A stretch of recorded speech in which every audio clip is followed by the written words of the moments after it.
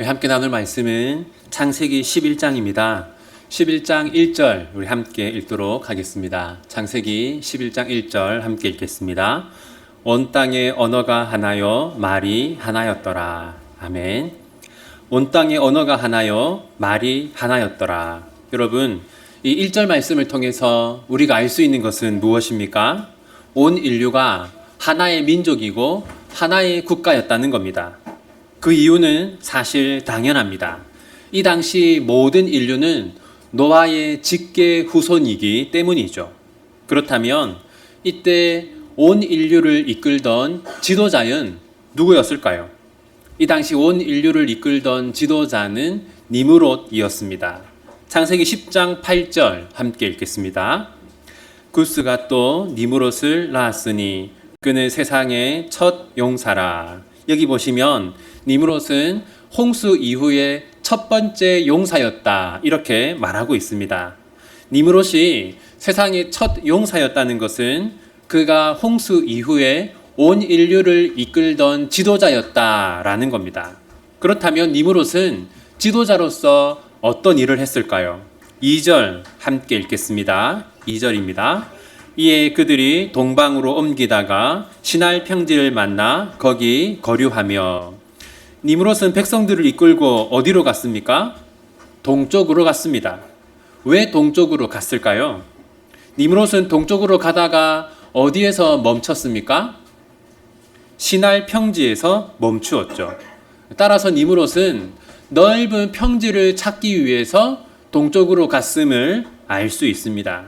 그렇다면 왜 니므롯은 넓은 평지를 찾아다녔을까요?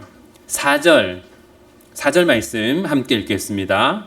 또 말하되 자 성읍과 탑을 건설하여 그 탑 꼭대기를 하늘에 닿게 하여 우리 이름을 내고 온 지면에 흩어짐을 면하자 하였더니. 지금 니므롯이 무엇을 건설합니까? 성읍과 탑을 건설하는데 이것은 큰 도시를 건설했다라는 뜻입니다. 따라서 니므롯의 목적은 큰 도시를 건설하는 것이고, 큰 도시를 건설하기 위해서 넓은 평지를 찾아 동쪽으로 갔던 것이죠. 그렇다면 니므롯이 큰 도시를 건설하려고 하는 이유는 무엇일까요? 4절을 한 번 더 보십시오. 그 탑 꼭대기를 하늘에 닿게 하여 우리 이름을 내고. 여러분, 거기서 우리 이름이라는 부분에 한번 표시해 보십시오. 니므롯이 큰 도시를 건설하는 목적이 무엇입니까? 큰 도시를 건설해서 자신의 이름을 남기는 거예요. 여러분 혹시 에펠이라고 하는 사람 아십니까? 우리 친구들 에펠 알아요? 알죠? 여러분, 왜 그 사람의 이름을 압니까? 그 사람이 남긴 이 에펠탑이라고 하는 건물이 있기 때문이죠. 따라서 니므롯도 거대한 도시를 건설하여서 사람들이 그 거대한 도시를 볼 때마다 저것은 니므롯이 지은 도시다라고 하면서 이 니므롯의 이름을 기억하기를 원했기 때문입니다. 두 번째 이유는 14절 뒷부분을 보시면요. 온 지면에 흩어짐을 면하자. 니므롯은 그 수많은 인류가 흩어지지 않고 한 장소에 모여 살기 위해서 큰 도시를 건설했어요. 그런데 이것은 하나님의 뜻을 정면으로 어기는 행위였습니다. 왜냐하면 하나님은 세상을 지은 처음부터 모든 인류를 향해서 세상에 흩어져 살아라 라고 말씀하셨기 때문입니다. 창세기 1장 28절 제가 읽어드리겠습니다. 창세기 1장 28절입니다. 하나님이 그들에게 복을 주시며 하나님이 그들에게 이르시되 생육하고 번성하여 땅에 충만하라. 생육하고 번성하여 땅에 충만하라. 이 하나님은 아담에게 생육하고 번성하여서 온 땅에 충만하라고 말씀하셨어요. 온 땅에 흩어지라는 것이죠. 그리고 하나님은 노아에게도 이렇게 말씀하셨습니다. 창세기 9장 1절 제가 읽어드리겠습니다. 하나님이 노아와 그 아들들에게 복을 주시며 그들에게 이르시되 생육하고 번성하여 땅에 충만하라. 이처럼 흩어져서 온 땅에 충만하게 되는 것이 하나님의 뜻입니다.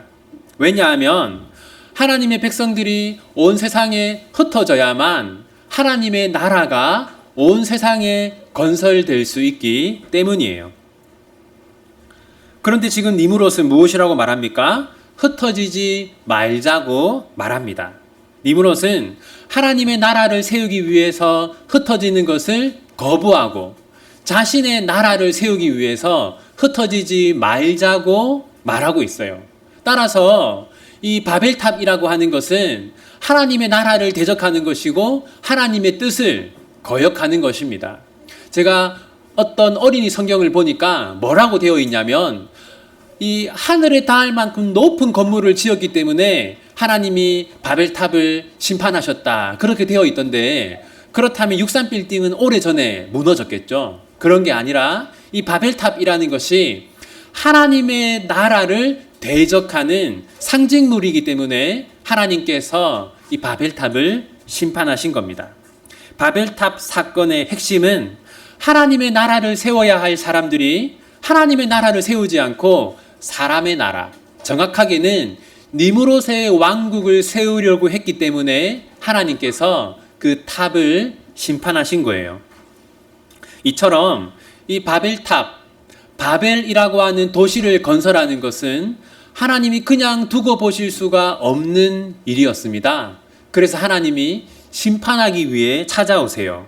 5절을 보십시오. 같이 읽겠습니다. 여호와께서 사람들이 건설하는 그 성읍과 탑을 보려고 내려오셨더라. 여러분 여기 보시면 특이한 표현이 하나 있습니다. 보려고 내려오셨더라 라는 겁니다. 내려오셨더라 한번 표시해 볼까요? 여러분 하나님이 바벨탑을 보기 위해서 내려오셔야 합니까? 그러면 하나님이 하늘에 계시며 볼 수가 없나요? 그게 아니죠. 여러분 하나님은 어디에 계십니까?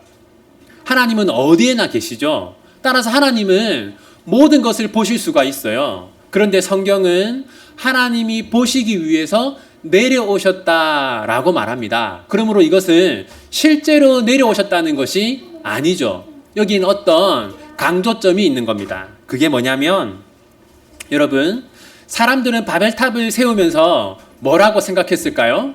이 바벨탑은 하늘에 닿을 만큼 높다라고 생각을 했어요. 우리가 저 하늘에 닿을 만큼 높은 건물을 건설하자라고 생각했습니다. 그런데 하나님 보시기에는 사람들이 높다고 생각했던 그 건물이 하나님이 내려와서 보셔야 할 만큼 작고 하찮은 건물이었다는 것이죠. 니무롯은 하늘에 닿을 정도로 높은 탑을 세우려고 했지만 하나님은 그것을 보시기 위해서 내려오셔야 할 만큼 그것은 너무나 작고 초라하고 하찮은 건물이었다는 겁니다. 그리고 하나님은 이런 사건이 발생한 원인을 다음과 같이 말씀하세요. 6절 같이 읽겠습니다. 여호와께서 이르시되 이 무리가 한 족속이요 언어도 하나이므로 이같이 시작하였으니 이후로는 그 하고자 하는 일을 막을 수 없으리로다. 여기 보시면 한 족속이요 언어도 하나이므로 라고 말합니다. 그러므로 이 바벨탑 사건이 발생한 원인은 무엇입니까? 온 인류가 하나의 민족이고 하나의 언어를 사용하기 때문입니다. 여러분 온 인류가 하나의 민족이었기 때문에 이 니무롯이 선동하기가 쉬웠겠습니까? 어려웠겠습니까? 쉬웠습니다. 마치 히틀러가 게르만 민족을 선동하여서 세계대전을 일으키는 것이 쉬웠던 것처럼 하나의 민족이었기 때문에 니무롯이 온 인류를 선동하기가 쉬웠습니다. 뿐만 아니라 온 인류가 하나의 언어를 사용했기 때문에 니무롯이 자신의 악한 계획을 설득시키기가 쉬웠어요. 예를 들어서 여러분들이 일본 사람이나 중국 사람에게 여러분의 생각을 설명하는 것이 어렵습니까? 쉽습니까? 어렵죠. 왜냐하면 뭐가 다르기 때문이에요? 네, 언어가 다르기 때문이죠. 그런데 언어가 같다면 여러분의 생각을 전달하기가 쉽지 않겠습니까? 마찬가지로 온 인류의 언어가 하나였기 때문에 니므롯이 자신의 악한 계획을 사람들에게 전파하고 설득시키기가 쉬웠어요. 만약 민족이 달랐다면 어떠했겠습니까? 만약 수백 개의 민족이 있었다면 어떤 민족은 니므롯을 따랐겠지만 어떤 민족은 니므롯을 따르지 않았겠죠. 또 수백 개의 언어가 있었다면 니므롯은 자신의 계획을 온 인류에게 전달하는데 아주 오랜 시간이 걸렸을 것이고 그마저도 쉽지 않았을 겁니다.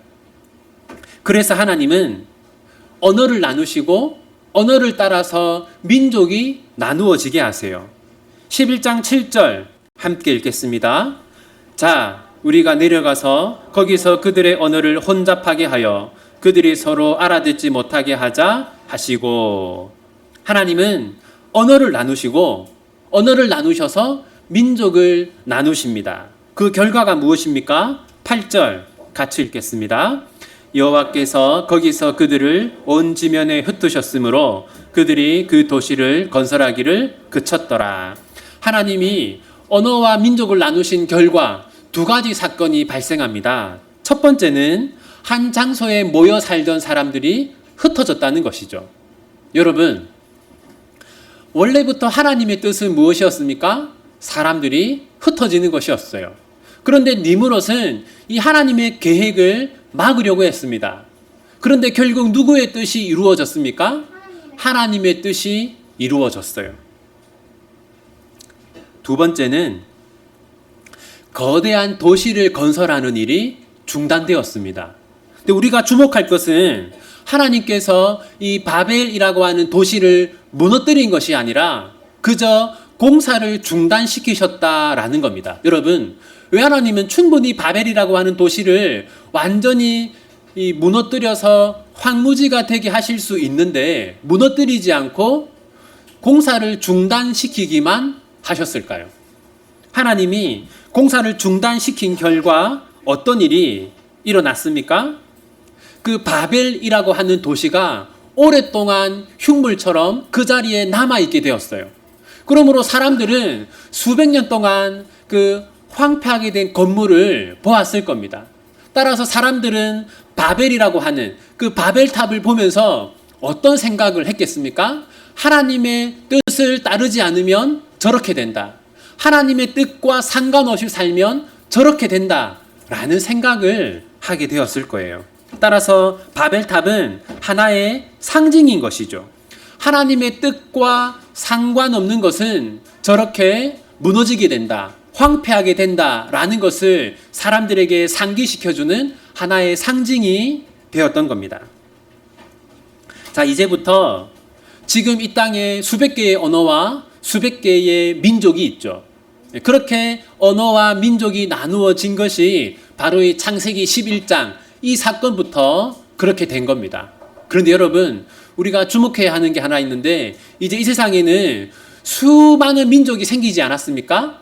그런데 하나님이 그 수많은 민족을 하나하나 보시지 않고 말씀하시지 않고 단 하나의 민족에 대해서만 말씀하세요. 11장 10절 함께 읽겠습니다. 셈의 족보는 이러하니라. 셈은 100세 곧 홍수 후 2년에 아르박삿을 낳았고. 여러분, 9절에서 수백 개의 언어와 수백 개의 민족으로 나누어졌습니다. 그런데 10절에서 하나님은 단 하나의 민족에 대해서만 말씀하세요. 누굽니까? 네, 셈의 후손이죠. 왜 하나님은 이 셈의 후손만 따로 떼어서 설명하실까요? 그 이유는 이제부터 이 셈의 후손을 통해서 믿음이 전수되기 때문입니다. 여러분, 이 셈의 후손 가운데 누가 등장하는지 보십시오. 26절 함께 읽겠습니다. 데라는 70세에 아브람과 나홀과 하란을 낳았더라. 여러분, 셈의 믿음이 누구에게 전수되었습니까? 아브라함에게 전수되었어요. 이후에 아브라함은 이스라엘 민족의 시조가 되죠. 그리고 이스라엘 민족은 가나안 땅에 하나님의 나라를 건설합니다. 그러므로 여러분, 이 창세기 11장에서는 어떤 일이 일어나고 있는 겁니까? 니므롯은 하나님의 나라를 대적하는 세상 나라를 건설하려고 했는데 하나님이 그것을 무너뜨립니다. 그리고 하나님은 셈의 후손들을 통해서 다시 하나님의 나라를 건설하세요. 그런데 여러분, 이 셈의 족보에는 특징이 하나 있습니다. 창세기에는 족보가 여럿 등장하는데요. 가장 유명한 족보라고 하면 창세기 5장을 꼽습니다.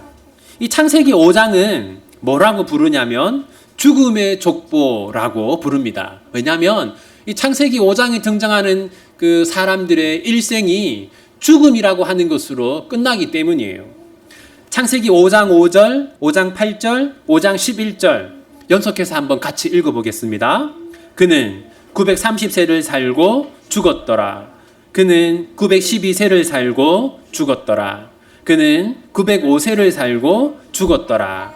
이처럼 창세기 5장에 등장하는 사람들의 삶은 죽음으로 끝납니다. 그런데 창세기 11장에 있는 족보에는 죽음이라고 하는 단어가 나오지 않습니다. 여러분 집에서 이 11장 한 번씩 읽어보고 오셨죠? 죽음이라는 단어가 나오지 않아요. 의도적인 것이죠. 11장에는 누가 누구를 낳았다. 그러니까 새로운 생명이 태어났다라는 것으로 한 인물의 일생이 마무리됩니다. 그러니까 죽음이라고 하는 것으로 한 인물의 일생이 마무리되는 게 아니라 누군가를 낳았다. 새로운 생명이 태어났다라는 것으로 한 인물의 일생이 마감됩니다. 이것은 무엇을 의미할까요? 여러분, 이 5장의 족보는 세상에 죽음이 들어온 결과를 보여주는 겁니다. 죽음이 들어와서 이제 죄와 사망이 사람들의 일생을 지배하게 되었다라는 걸 보여주는 거예요. 그럼 창세기 11장의 족보는 무엇을 보여주는 거겠습니까? 하나님의 구속사, 구원의 역사를 보여주는 겁니다. 여러분, 창세기 11장 12절, 14절, 16절 우리 세 절을 연속해서 한번 읽어보겠습니다. 아르박삿은 35세에 셀라를 낳았고 셀라는 30세에 에벨을 낳았고 에벨은 34세에 벨렉을 낳았고. 여러분, 우리가 여기서 무엇을 알 수 있냐면 하나님의 백성들은 죽음에서 건짐을 받았다라는 겁니다. 온 인류를 덮고 있는 죄와 사망에서 해방되었다는 것이죠. 그 말을 하기 위해서 이 하나님의 백성들의 삶이 죽음으로 끝나지 않고 생명을 낳았다라는 것으로 끝나는 겁니다. 그런데 여러분, 그러면 이제 이런 의문이 들 수 있어요. 그게 뭐냐면 하나님의 백성인 우리들이 그러면 죽지 않습니까? 우리가 죽지 않을까요? 우리가 결국에는 죽죠. 우리도 죽습니다. 그런데 왜 성경은 하나님의 백성들이, 신자들이 죽음에서 해방되었다고 말하는가? 그 이유는 다음과 같습니다. 하나님을 떠난 자들은 죽음 안으로 들어갑니다. 하나님을 떠난 자들은, 불신자들은 죽음 안으로 들어가요. 그리고 거기서 다시는 나오지 못합니다. 그런데 우리 신자들, 하나님의 백성들은 죽음 안으로 들어가는 것이 아니라 죽음을 통과해요. 죽음을 통과해서 영원한 생명으로 들어가는 것이죠. 우리는 영원한 생명으로 들어가기 위해서 죽음을 통과하는 것이기 때문에 죽음이 우리를 지배하지 않고 우리가 이 죄와 사망 안에 머물러 있지 않은 겁니다. 이제 창세기 11장이 주는 몇 가지 교훈들을 살펴보겠습니다. 첫 번째는 하나님의 뜻을 거슬러서 인간이 세운 것들은 결국에는 무너진다라는 겁니다. 여러분, 니므롯이 세운 바벨탑은 어떤 건물이었습니까? 하늘에 닿을 만큼 높은 건물이었어요. 여러분, 문제는 높이가 아닙니다. 그것을 만든 목적이에요. 니므롯이 바벨탑을 건설한 목적이 무엇이었습니까? 크게 두 가지였는데, 첫 번째는 자신의 이름을 높이는 것이고, 두 번째는 흩어지지 않는 거예요. 사람들이 한 자리에 모여 살려면 큰 도시가 필요하지 않겠습니까? 그런데 이것은 하나님의 뜻이 아니었어요. 하나님의 뜻은 누구의 이름이 높여지는 거겠습니까? 하나님의 이름이죠. 또 하나님의 뜻은 온 인류가 한 자리에 머물러 있는 것이 아니라 어떻게 되는 거예요? 흩어지는 겁니다. 사람들이 흩어져서 하나님의 나라를 확장하고 결국에는 온 세상이 하나님의 나라가 되는 것이 하나님의 뜻입니다.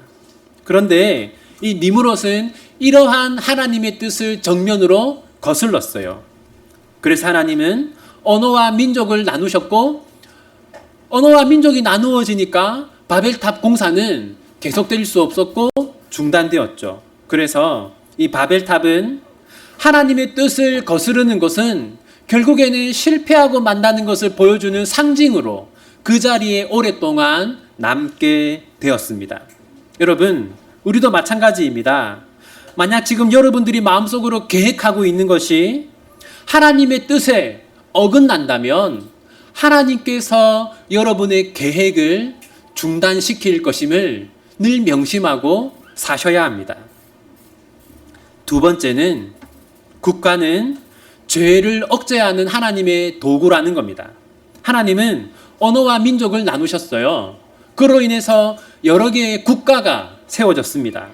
그래서 죄가 빨리 전파되지 않게 하셨어요. 이처럼 국가라는 것은 어쩌다가 우연히 생긴 것이 아니고 사람들이 이 사회 계약설이라고 하죠. 사람들이 필요해서 만든 것도 아닙니다. 국가라는 것은 죄를 억제하기 위해서 하나님이 만드신 거예요. 그래서 성경은 이 국가의 권세가 하나님에게서 왔다라고 말합니다. 로마서 13장 1절 우리 같이 한번 읽어보겠습니다. 각 사람은 위에 있는 권세들에게 복종하라. 권세는 하나님으로부터 나지 않음이 없나니 모든 권세는 다 하나님께서 정하신 바라. 이처럼 국가라는 것은 하나님이 만드신 것이고 국가가 존재하는 목적은 죄를 억제하는 겁니다. 세 번째는 결국에는 하나님의 뜻이 이루어진다라는 겁니다. 여러분, 하나님의 뜻은 사람들이 온 세상에 흩어지는 거였어요. 하지만 사람들은 하나님의 뜻에 순종하지 않았죠. 사람들은 흩어지지 않으려고 거대한 도시를 건설했습니다. 하지만 하나님은 결국 어떻게 하셨습니까? 하나님은 결국 자신의 뜻을 이루셨어요. 언어와 민족을 나누셔서 사람들이 온 세상으로 흩어지게 하셨습니다. 이처럼 여러분, 하나님은 어떤 상황에서도 자신의 뜻을 이루시는 분이다라는 것을 기억하셔야 합니다. 우리가 보기에 너무나 절망적이고 참 우리가 보기에는 하나님의 뜻이 이루어지지 않을 것 같은 상황에서도 하나님은 자신의 뜻을 이루시는 분이라는 것을 기억하십시오. 그러므로 우리는 늘 어떻게 살아야 하겠습니까? 무엇이 하나님의 뜻인가 하는 것을 늘 고민하면서 살아야 해요. 왜냐하면 우리가 계획하고 우리가 진행하고 우리가 이루고 있는 것이 하나님의 뜻에 어긋난다면 하나님이 무너뜨릴 것이지만 그것이 하나님의 뜻에 합당하다면 하나님께서 우리를 도우시고 하나님께서 자신의 뜻을 이루기 위해서 우리로 하여금 그 목적을 이루도록 도와주실 것이기 때문입니다. 네 번째는 세상에서 가장 소중한 공동체는 교회다라는 겁니다. 여러분, 수백 개의 언어와 민족이 생겼습니다. 그런데 그 이후에 하나님은 곧바로 누구에 대해서 말씀하십니까? 수백 개의 민족 중에서 어떤 민족에 대해서 말씀하셨어요? 네, 셈의 후손에 대해서 말씀하셨습니다. 왜냐하면 셈의 후손을 통해서 하나님의 나라가 흘러가기 때문입니다.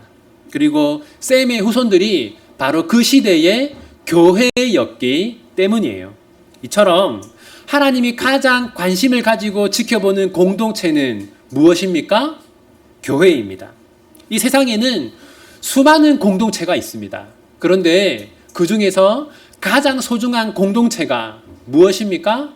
교회입니다. 왜냐하면 하나님께서 교회 공동체를 소중하게 여기시기 때문이죠. 그러므로 우리 역시 우리가 가장 소중하게 여겨야 하는 공동체가 무엇입니까? 교회입니다.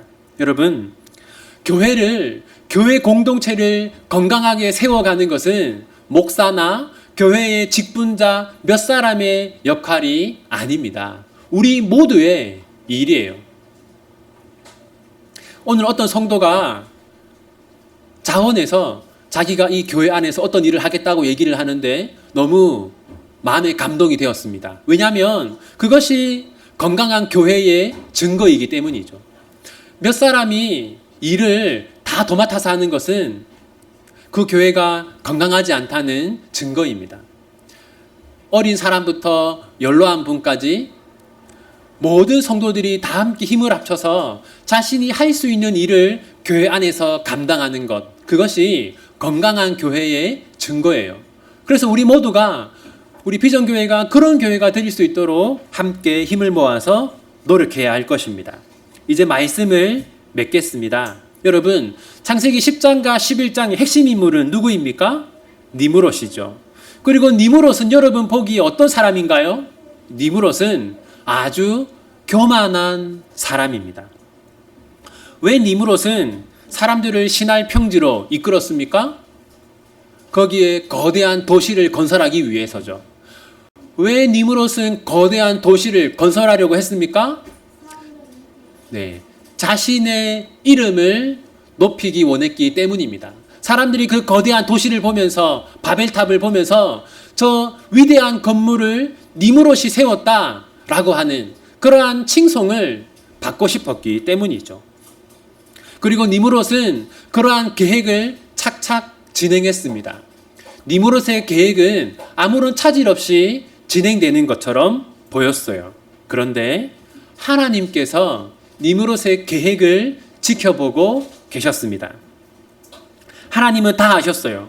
왜 니므롯이 사람들을 이끌고 동쪽으로 가는지, 왜 니므롯이 거대한 도시를 건설하려고 하는지, 니므롯의 마음속에 그 교만과 욕망과 그 탐심을 하나님은 다 보고 계셨습니다.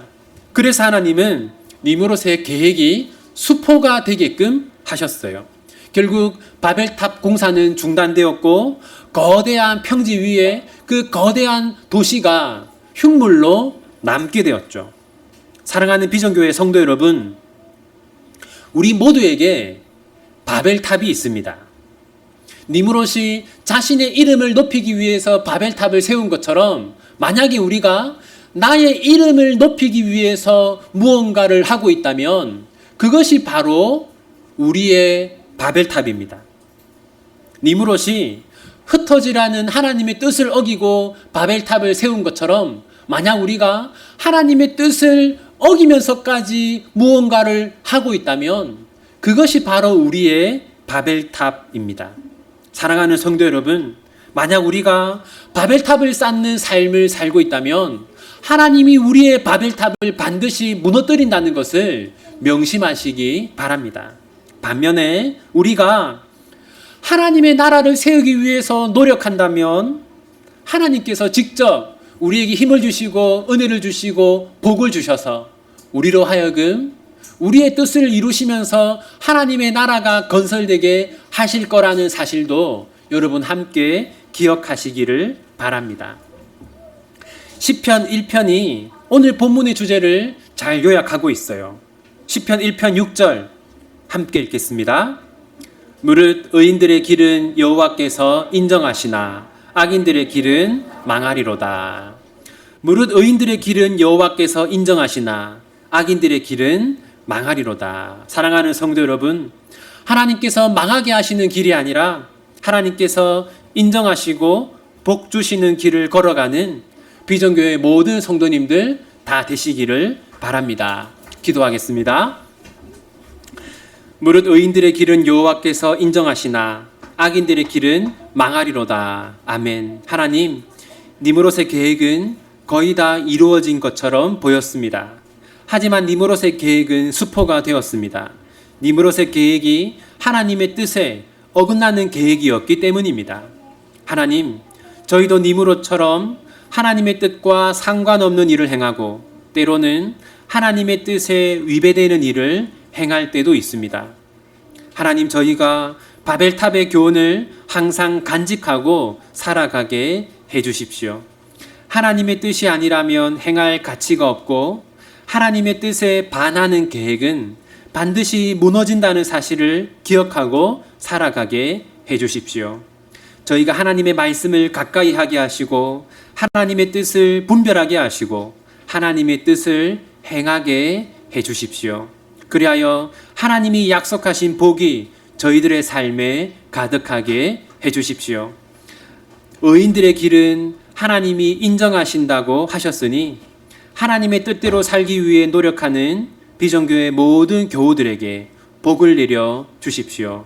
이 모든 건 예수님의 이름으로 기도합니다. 아멘.